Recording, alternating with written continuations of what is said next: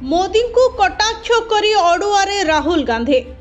जड़े विदेशी महिला नेत्री को नहीं कांग्रेस मंच रे हेला नीच स्तर मजा। गांधी परिवार रो इतिहास मने पकाई आईना देखाइला बीजेपी। साधारण शिष्टाचार और राजनैतिक शालीनतार सबु सीमा पार करि जाइछन्ति लोकसभा विरोधी दल नेता राहुल गांधी।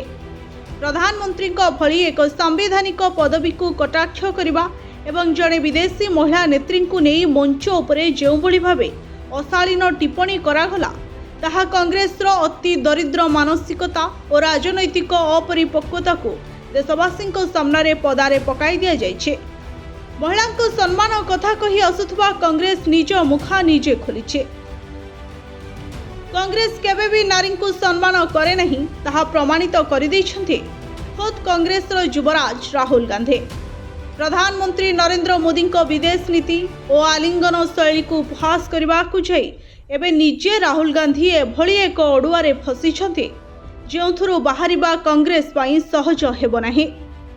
एही दायित्वहीन आचरणर कड़ा जवाब देई बीजेपी सांसद निशिकांत दुबे राहुल गांधी को तांको परिवार रो कलंकित राजनैतिक इतिहास स्मरण कराई जोरदार पालट आक्रमण करछन्ते। राष्ट्रीय अध्यक्ष नितिन नवीन मध्य ए प्रसंग रे कांग्रेस समेत विरोधी दल नेता को भर्त्सना करछन्ते।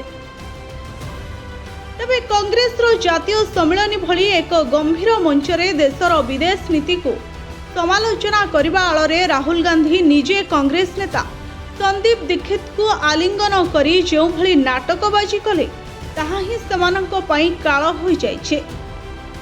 सबुठारु लज्जाजनक एवं घृण्य कथा हेउछे एही समय रे संदीप दीक्षित इटाली प्रधानमंत्री जॉर्जिया मेलोनी को ना नहीं अत्यंत अशालीन एवं नारी विद्वेषी टिप्पणी करथिले।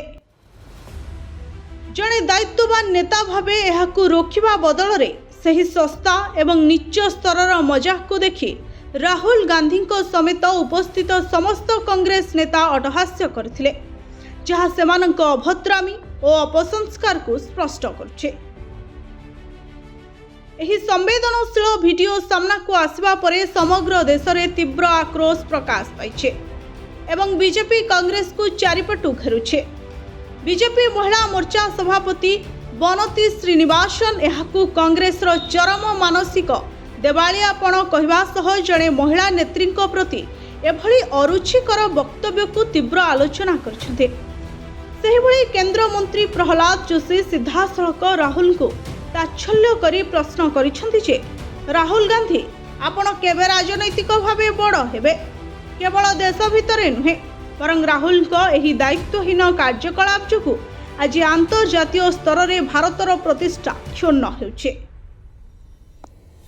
घटनार गंभीरता को देखि इटाली दूतावास मध्य निजर दृढ़ प्रतिक्रिया प्रकाश करी सेमानंको प्रधानमंत्री प्रति होइथिबा एभली अपमान को संपूर्ण अग्रहणनीय बोली चेताई देछे। विरोध करबा आଳରେ निजर मर्यादा संस्कार और साधारण शालीनता हराई बसिथिबा कांग्रेस दल पई एहा एक चरम लज्जार विषय पलटिछे। राजनैतिक स्वार्थ हासिल पई जड़े विदेशी महिला नेत्री को सम्मान को बाजी लगाइबा एवं देशर मर्यादा को विदेश रे बळी पकाइबा कांग्रेस रो अहंकारी मानसिकता को ही प्रमाणित करुछि बोली राहुल को समालोचना करा जाउछि। Bureau report Odisha fast.